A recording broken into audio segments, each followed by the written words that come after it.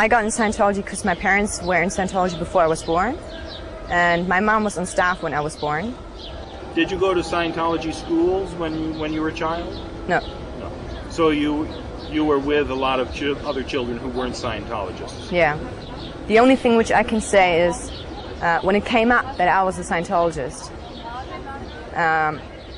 it was like that the teachers were aggressive to me, and they were like telling the other the other students in the class that I was a criminal person, and that I should get penalties, and that I shouldn't be in that school, and I should leave the school. And my parents came, and I gave them the book, What is Scientology?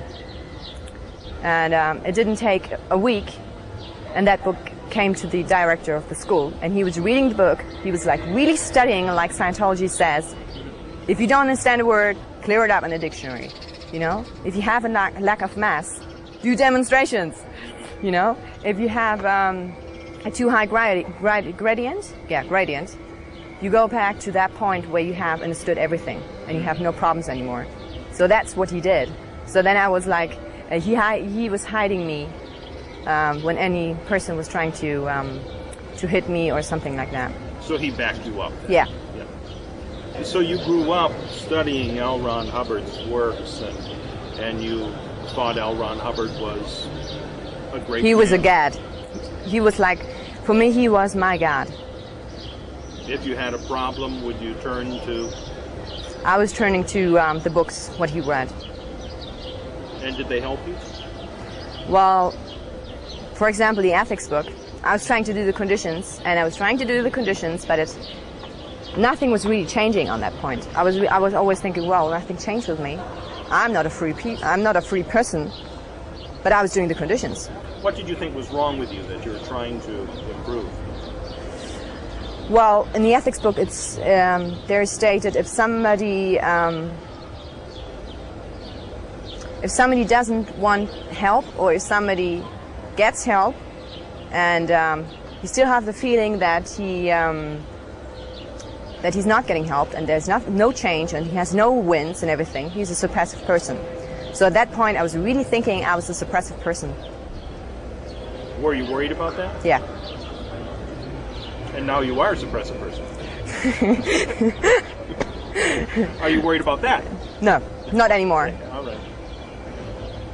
They asked me, do you want to help to clear the word? And I said, yes, I want to help to clear the word. I want that every single person who is criminal to get some penalty, so they don't do the same things again.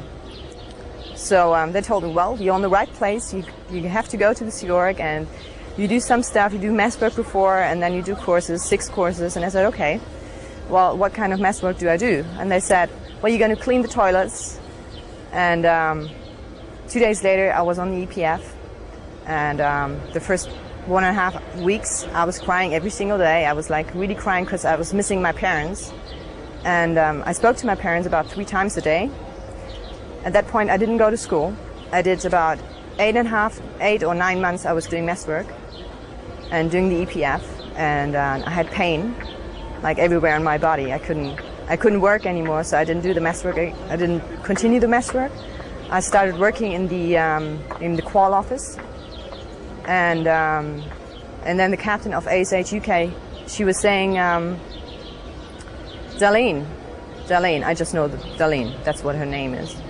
And she went to the qualsec and told them, listen, she has to go on MEST work to do the real EPF, or otherwise she has to go back to Germany.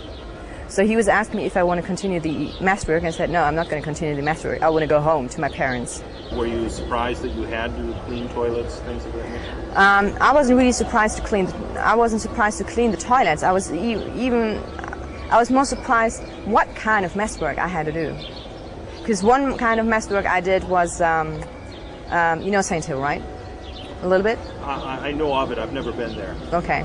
Well, you know there's St. Hill, here is St. Hill Manor, where L Ron Hubbard has lived. And there is the castle, and here is the hill, and here is the lake. And everything which comes from the toilets goes through the lake, through a pipe. And that pipe was broken. So me as an APFer, I had to take the shit from the toilets out from the lake with a jumpsuit, right, and with my hands. And I couldn't believe that I should do that. Or like building castles. How many people were doing that with you? We were 4 people. 4 people? Mm. And you did this for how long? For 1.5 weeks. And did anyone protest? Did anyone? I protest. I said I'm not going to do that, and he said, "Well, if you're not going to do that, then you're not following the. Yeah. How do you say that in English? But you're not following what I say. Right. You're how not do you say that? Orders. Orders, exactly. Right. You're not following my order, so you are out ethics. You have to go to ethics. I said, okay, well, I'm going to follow your order, and I'm going to do that. But no one was concerned that about possible illness. No. If you're ill, you're PTS, and you have out ethics. So if you're ill, it's your fault. Yeah. It's not bacteria. No, the crap it's your fault. You're carrying around. Exactly, because you did out ethics. You have OWs. So the only reason why you can go PTS on somebody or something, you have OWs. So you did this for a week and a half. Yeah. And what else did they have you doing? Well, I built the stables. Build them? You were out there with hammers and nails and Yeah, saws exactly. Or I was raking. You know, in St. Hill, everywhere is grass. Yes. So we were raking all grass in St. Hill. Or we were sweeping the whole way, which is going through to St. Hill. When did you start in the morning? When did you stop? I start in the morning at 8 o'clock, and I stop working at about 5 o'clock in the afternoon, and then I went at 6 o'clock on study. Okay. And you studied for how long? Till 10 o'clock. And was this schedule difficult for you? It was difficult because I had the feeling that I'm not getting enough sleep. I was always tired, and the food over there was beans and rice. That's all you ate? Not all the time. Sometimes we had salad, sometimes we had potatoes, but the potatoes there was too much salt on the potatoes, or the salad there was not enough salt or not enough pepper or oil or yeah. Did you have meat? We had sometimes meat. Sometimes, okay. But not very often. And how many meals a day did you have? Once in the morning, in the afternoon, and in the evening. And for breakfast, what would you normally have?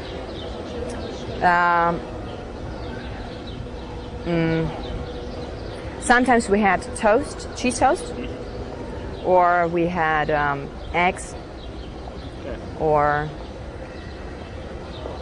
sometimes we didn't have enough time to eat breakfast.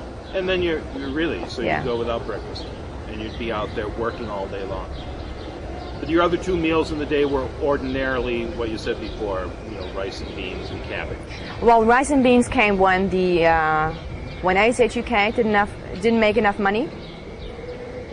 Basically, they're doing the money. Right. So, and if they're not doing enough money, the whole crew, the whole St. Hill crew, gets shit food, except CMO and CLO, and the rest get shit food. So because the org was down stat, you suffered. Exactly. Did it make you want to work harder? Yeah. Did you feel it was right that you would be penalized like that? No. I had the feeling, if the crew ACHUK is not making enough money, it's not my fault. Because that's their job to make the money. It's not my job to make the money. My job was to do the MEST work, to go and study. Did you express that to people? No, if I would have, no. Some other person did that, and that person went to ethics. So you saw somebody I saw that, punished, yeah. And that silenced you. Exactly. Yeah. But this MEST work was first couple of weeks, you said, or 8 months. 8 months. Yeah, I did that 8 months. Before you were worthy of joining the Sea Org. The first time I didn't really join the Sea Org because you have to finish the EPF, and And if you don't finish the EPF, you're not starting to be a SEOC member. You're not a SEOC member before you haven't finished the EPF. So the second time when I went on the EPF, I finished the EPF during, I think I took 3 or 4 weeks. And yeah, and then I was a SEOC member. And what were the courses you took at that point? Well, I did a course regarding studying, how do you study? And then I did a course called Welcome to the Sea Org. What was that like? What did you learn in that? Well, how is the ship built? What kind of why is the Sea Org? But you weren't on a ship. No, I wasn't on a ship. But you had to learn how the ship was built? Exactly, because the Sea Org is like a ship. Like if you were on the ship. I see. What do you learn in the ethics course? Everything about ethics. Yeah, I had to read the whole ethics book and about 30 other policies, FOs or HCO policies about ethics. I was never in Scientology. It seems like Scientology's idea of ethics is far different from the real world's view of ethics. Were there any contrasts that you saw in Scientology ethics? Is there anything that we would find interesting? Anything that struck you odd when you were taking the course? Well, the only thing which I couldn't really understand was the thing about the suppressive person.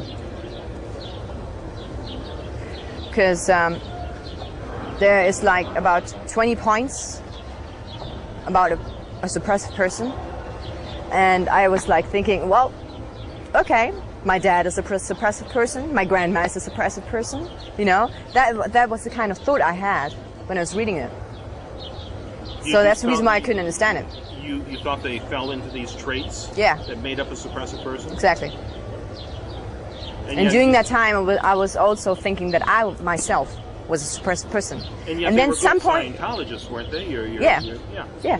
And then there was coming one point where it says a suppressive person never thinks that he is a suppressive person. So somebody who thinks he is a suppressive person isn't a suppressive person. That sounds like L Ron Hubbard thinking. Yeah. So you're back with your family for how long again before you go back? I came back when I was, I think, about 1 or 2 months before I was getting 14. And then I was till I was 15 there. And in the summer holidays of Munich, I think that was July or something. July, I think 92 or 91 or something. I went back to St. Hill. But the only reason why I went back to St. Hill was because I was actually supposed to go on stage and sing. But But at the first time I came there, they grabbed me and they would bring me to the recruitment office.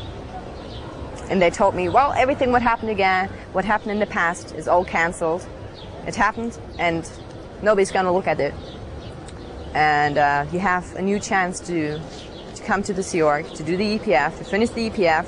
Everything has changed. The rule has been harder, and the EPFIC has harder rules, and he really has to take care of his EPFer, and the CMO is pushing everything and things like that. And they gave the promise that I'm going to go to school, and I told them, well, if I can do career as a singer in the Sea Org, I'm going to come. Otherwise, I'm not going to sign the contract. And they promised. And they promised that I go to school, and it never happened. So when you came back, did you have to go through the EPF again? Yeah. And was it as brutal? Well, I didn't do the same thing like with the lake story there. Right. But because the pipe was probably fixed by then. Yeah, exactly. So what type of things did they have you doing then? I was helping to build Walsh Manor. This is like a real big building, like about this building. Okay. And I was helping to build that building. This is the building for all staffs in the UK and all CEO members in the UK where they live. And same type of schedule, 8 till 5, then study at night. And how long were you working on this then? 4 weeks. 4 weeks, and then you graduated this time, and you became part of the Sea Org. Exactly. And what was that like? I was feeling like, man, I did it. I really did it. Yeah. So you had a win? Yeah, I had a real big win. And was the Sea Org what you expected? Yeah, at that point, yes. So what type of jobs were you doing? I was for about 2 years, I was a receptionist. Like, if you're a receptionist, you're responsible for everybody who's in the building in ASH UK. You have to know where's the CEO, you have to know where all the executives are. If a public comes, you have to have a routing form. You're responsible that all routing forms are there. There's about 20 or 30 different routing forms you have to have. You're responsible that the public are going to the reg office to give them money, you know. I was responsible for all the letters which come in and go out. I was responsible for what else? I was writing about 100 letters a day to publics. What were those letters? Like, for example, you have a file, right? And you take a look at the file. What did the person in Scientology? How long has the person haven't been there? For example, you write in this letter, dear, I don't know, dear Bean or whatever. How are you? My name is blah blah blah. I was taking a look at your file. I saw that you did this in Scientology, and you haven't been a long time in Scientology. What's happened? Love, blah blah, love Vivien or something. So you're just trying to bring people back into the org, and trying to find out what happened to the person. Why didn't the person come back? The first year, I've seen my parents Christmas for 3 days, and then when I came back. No, before I wanted to go, I had a CSW. The CSW was approved. CSW is like completed situation work. Exactly. So there you have to explain, for example, you have to explain the situation. I want to go to Germany to my parents. Then you have to write why. For example, I was writing, I haven't seen my parents for 1 year. And I have got 2 sisters, and I want to see my sisters. I want to have a little bit of time with my family. And then you have to write what was the other point? I can't remember. And then you have to write, please approve the CSW. And then you have to approve and disapprove. So she let me go to my parents. When I came back after 3 days, I went to ethics, because she says I was blown. I had to write OWs, overts and withals, and had to do the conditions from treason onwards. Did you find that helpful? No. I was pissed. Had you blown? Pardon me? Had you blown at that point? No. The CSW was approved. Mm-hmm. Did this make you want to blow? Yes. How long after this incident did you actually blow? I never blow. You never did? No. So how did you leave Scientology? Well, there was a situation, which I have to say, when I was still the receptionist, Tanya was a friend of mine, and I had 2D. You know 2D? 2D, no. Second dynamic. That means boyfriend. Oh, okay. I had a boyfriend, and he was the FBO, the finance banking officer, and he was working in Birmingham. And we had some troubles because his boss, we had the feeling that she was doing third partying. You know third partying? Yes. Explain it to me, though.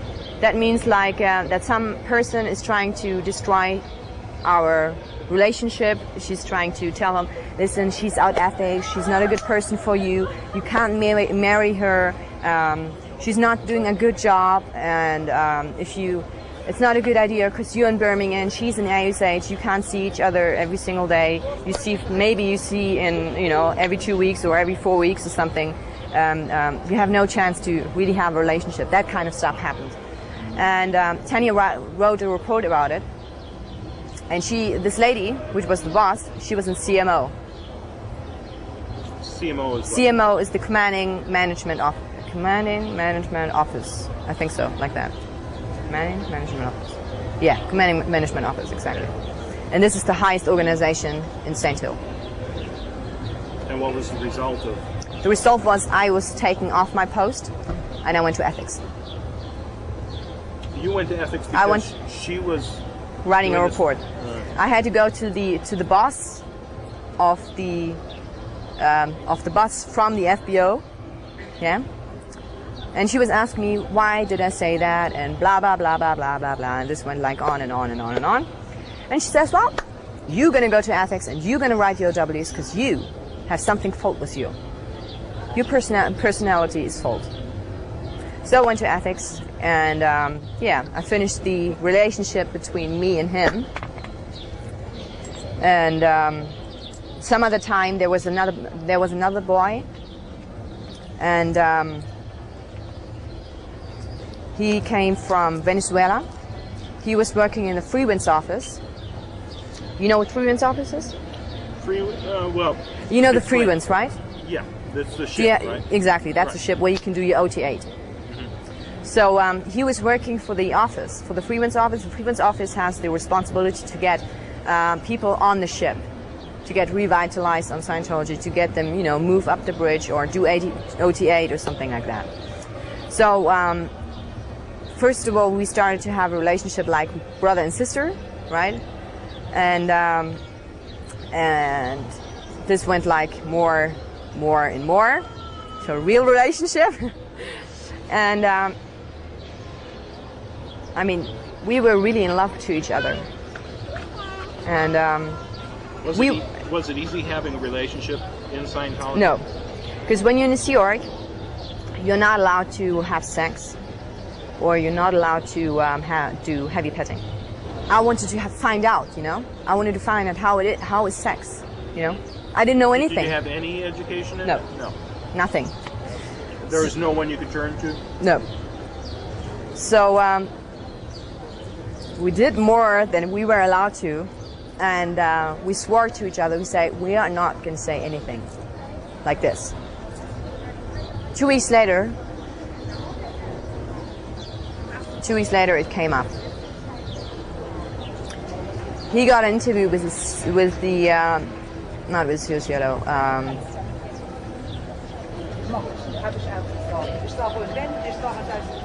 I can't remember the post. It's like, here's the COCLO, and one post behind below it. Okay. So that guy, he was asking him questions like, well, what kind of relationship do you have with Vivien? And he broke the swore, and he told him everything. He went to ethics, and he did the EPF again. And me, I went to ethics. I got asked again. I was shut in a room for about 3 days to write OWs, to write everything down about it. And there was another situation come up with another guy.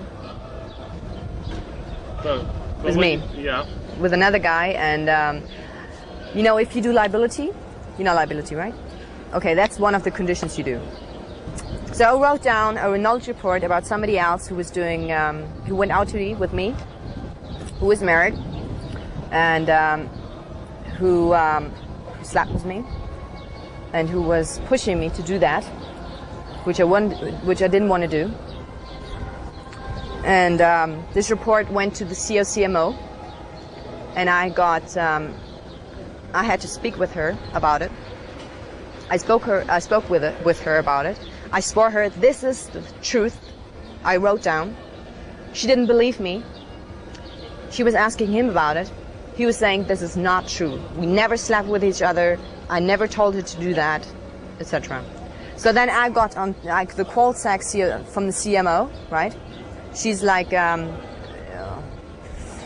I don't really know what she actually does. The only thing I know is that I went on the e-meter, and she was asking me questions like, is that the truth? And, I had to tell her the whole situation again. And the needle was floating. So if the needle is floating, I was telling the truth. So he left the post. He went to ethics. And I was still in ethics. And the RTC office was there.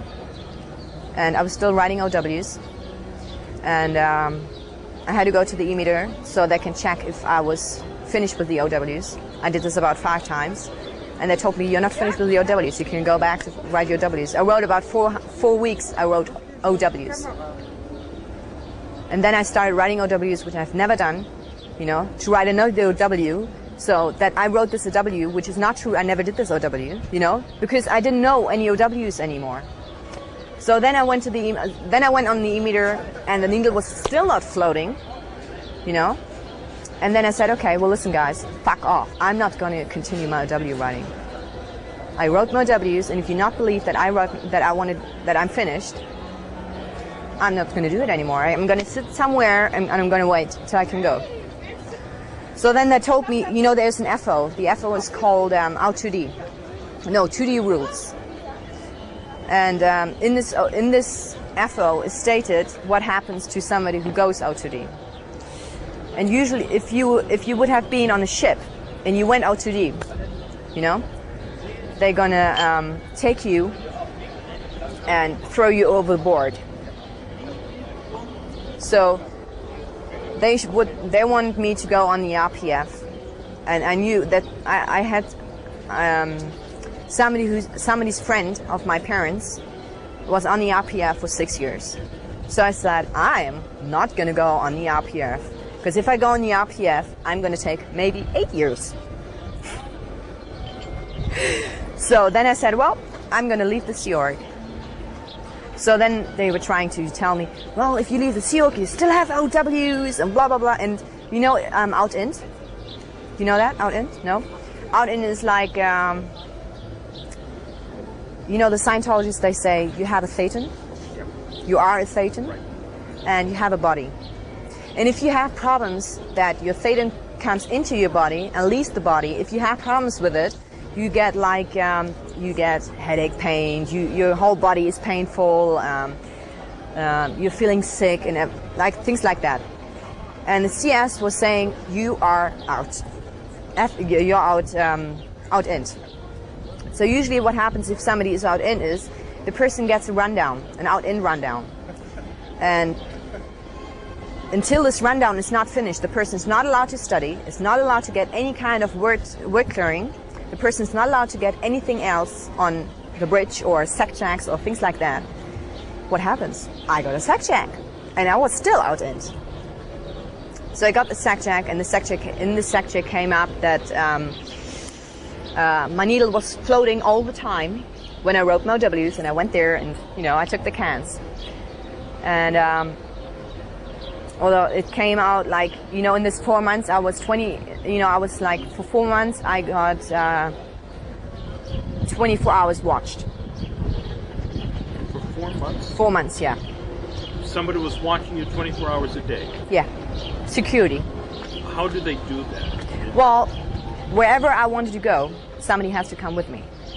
If I wanted to go to the toilet, somebody has to come with me and stand in front of the toilet and check if I was still in the toilet. So if I wanted to go eat, I was eating with the RPF people. If I wanted to talk to my parents, somebody who speaks German has to listen to the phone call. So then it came up that I was telling my parents that I'm getting a fitness board and I'm going to root out of the Sea Org. So I was told, well, there's a policy called leaving and leaves. And in this policy, you're not allowed to tell anybody when you're leaving somewhere. So, and in the sec check it came up, and they were trying to tell me that this is my penalty, that I should get penalty for it, that I'm a suppressive person, because in this policy says if somebody tells that the person's going to go, the person gets a suppressive.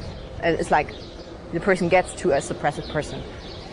So, well, this came up and this came up, and when I came out of this session and I had to go to the examiner, you know, you have to take the cans again and it's going to check if the session is okay. I was red tagged, and red tag means that the session was not successful. There's something happened in the session which was not right, and the person has like the reactive mind is going completely crazy, or it could be like that the person like after a few hours the person gets sick, or the person whatever happens to the person. This happened. So I went in session again within 24 hours, because if you don't get in session within 24 hours, all stats of the HEC is 0. So I went back in session, and they were asking me, they gave me some list, whatever it was, I can't remember. And they were asking me some questions if there is something happened in session which I was not agreed with. I said yes. The point of that, I was violating the policy leading a lease. I said, listen, I'm not violating this policy. I just told my parents that I'm going to come back to Germany. And this is not violating this policy. Because I didn't tell anybody of St. Hill Manor that I'm leaving the Sea Org. I didn't tell it. Why would that be such a big crime if you had told somebody? Well, this would mean that I have OWs, and this would mean that I would have criminal acts. And this would mean that I would maybe black PR the Sea Org and black PR Scientology. So would it... They get in danger. In essence, would your telling somebody in the Sea Org that you were leaving, would that maybe make them doubt? Yeah, exactly. And that's the reason why I was not allowed to tell. Well, in this 4 months I was studying, I was getting work clearing, which I wasn't allowed to. I was writing OWs. I was doing MEST work. Isn't this frustrating when you want to leave and for 4 months they're keeping you there? I had the feeling that they just want to destroy myself. That I'm like that when I leave, I have no chance to survive. I mean, when I went back to Germany, my weight was 42 kilograms. Normally, if I would go to the doctor he would just send me to the clinic. You know, clinic? Hospital? Right. Kind of hospital. Right. Yeah. I'm not familiar with kilograms. So that made you painfully thin? Yeah. And yet no one there at the org suggested you go to a doctor or that you should be concerned. No. I'm going to start crying.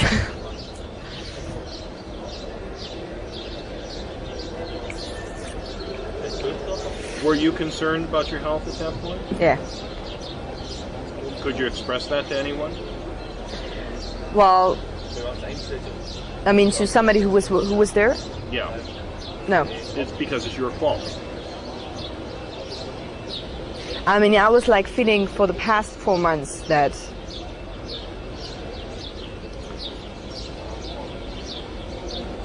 I was going step for step to that point that I'm going to die. You were wasting away emotionally and physically. And it was like in this 4 months I was not allowed to talk to my parents. You know, people from the outside who don't know Scientology, they ask, why didn't you just leave? Why didn't you? I was trying to leave. My aunt was coming over there. She's English, and she's living in the UK, and she was visiting me, and she was waiting for an hour to see me till they found me, and she wanted me to come with her to go to drink a coffee. And at this point, when I wanted to go in this car, in this point when I wanted to jump in the car, the security guys came and they just took me away. They physically grabbed you and did not let you go. No. Where did they take you? On my arms. But they took on you their back. Shoulders, yeah. Right. They took you back and locked you in a room. They took me to security, and then I went to HCO, and they started to tell me that I have OWs, and I said I have no OWs. I can go on the emitter. I have no problems with it. I went on the emitter and had a floating needle. Was your aunt still concerned that you? She was concerned. Did you find out later that people were trying to contact you? The only thing I heard from my grandma, because I'm in contact with my grandma since about, I think, 3 weeks or something like that. She was the person who was helping me to get in contact with her, because all her sons and daughters, they're all in Scientology, except one person. So she went in contact with my grandma, and we did an appointment, and we saw each other, and she told me that my aunt was really concerned, and she wanted to find out what happened. How long after this before you finally were able to get out? How long after this incident where they took you physically? Yeah. What happened? Well,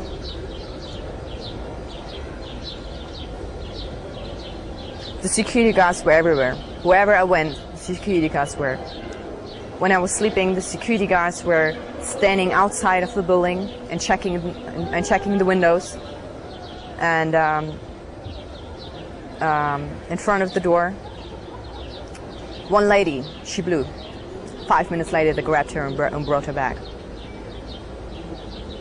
So then I saw, okay, you have no chance to blow. You have no fucking chance. So I said then, okay, well, you just have to wait till they leave you. What were you thinking? I mean, did this make any sense at all? That somebody wanted to leave and they couldn't? Well, I didn't understand it because when I signed the contract, they told me if you want to leave, you can leave. There's no problem. But that wasn't the case. No. So how did you get out?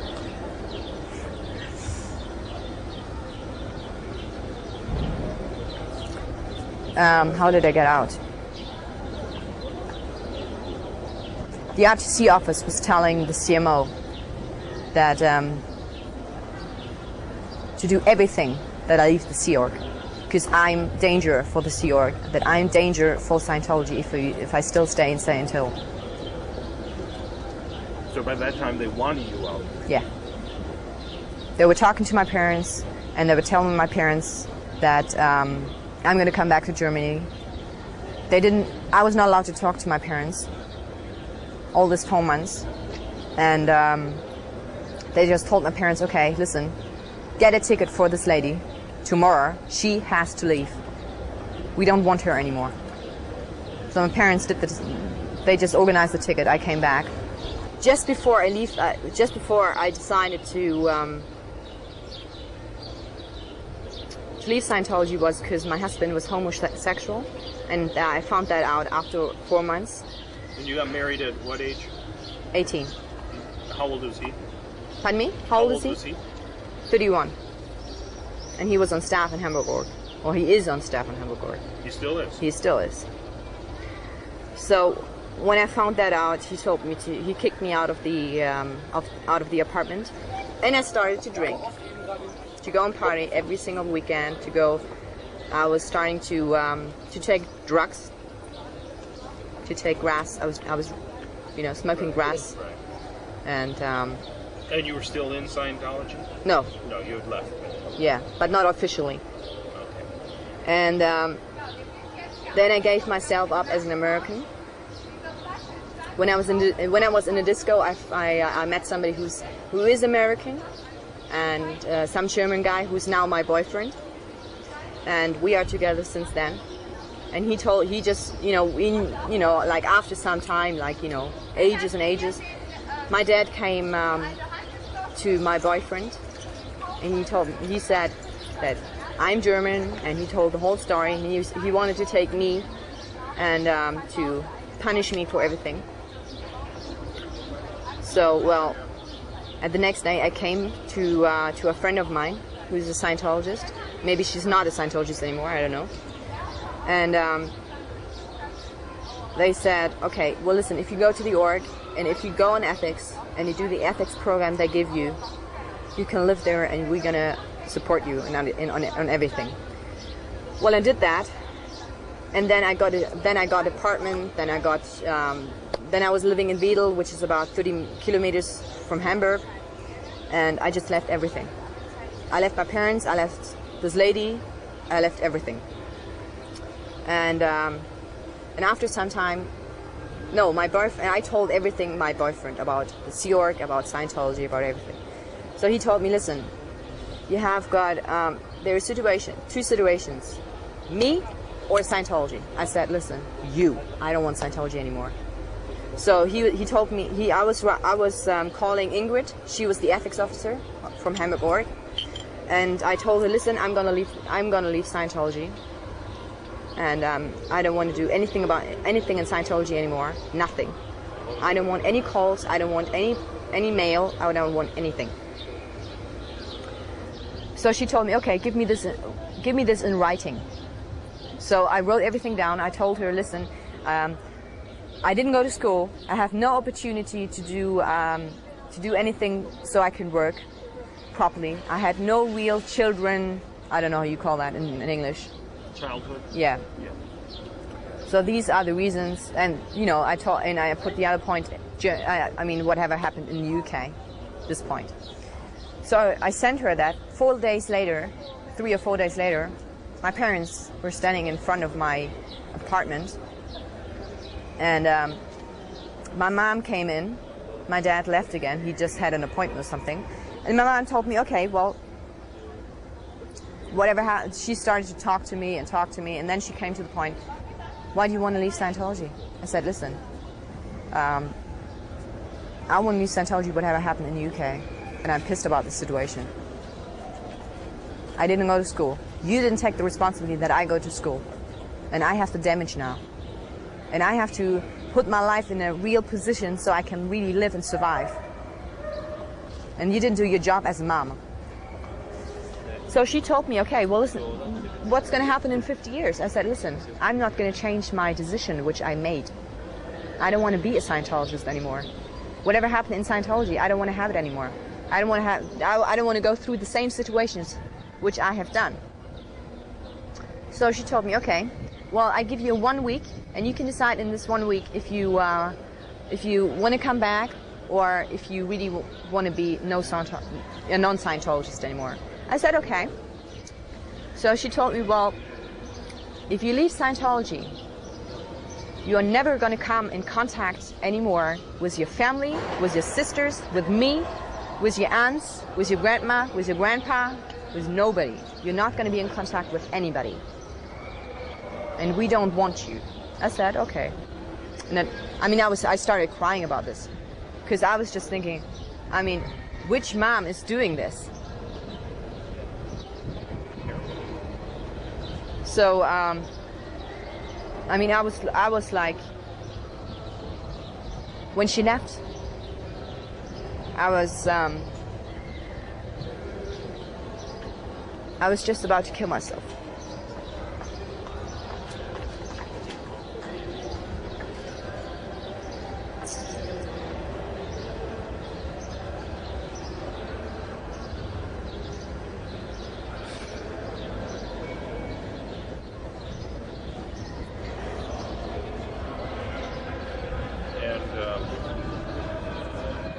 Have you had any contact with them since?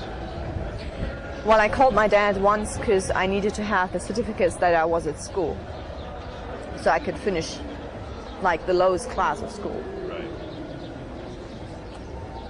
And then there came, he sent that letter. It goes through the post office, and I have to take it from the post office.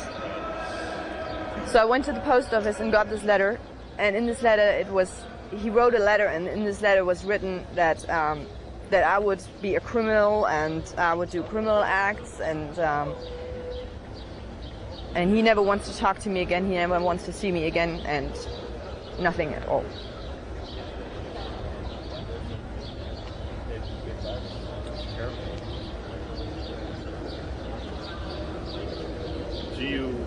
How long has it been now since? 1.5 years.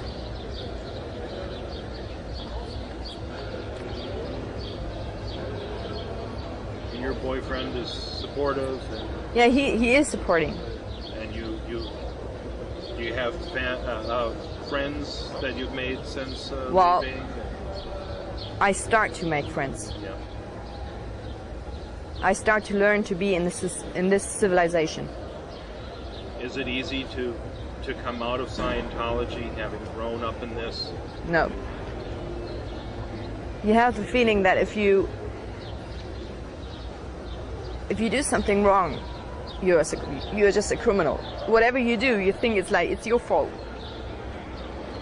You know that's not true. Yeah, but it still comes up. It's ingrained in you. I mean, since that time, I can't eat. Normally, I mean, Ushi says that that I should go to a hospital for about 3 weeks or something like that, and maybe it's going to change. But it's like, you know, as soon as stress comes, forget it. There's nothing is going to stay in my body. What would you like people to know about Scientology? That they are just criminal. They do what they want with you. They're starting to kill you in some little bits. And when they finish with you, it takes you a long time to start being yourself again. To start to want to live. It's like you can't, when you come out of that, you have like the feeling of, if there's coming some situations where you don't know what to do, or you can't confront the situation, you want to kill yourself. So that's the reason why I would say anybody who wants to go to Scientology, just don't go. Sooner or later, you're going to kill yourself if something is not going to happen. Well, you're going to help people. Yeah, I'm going to help people. And people are going to help you. Yeah. Thank you.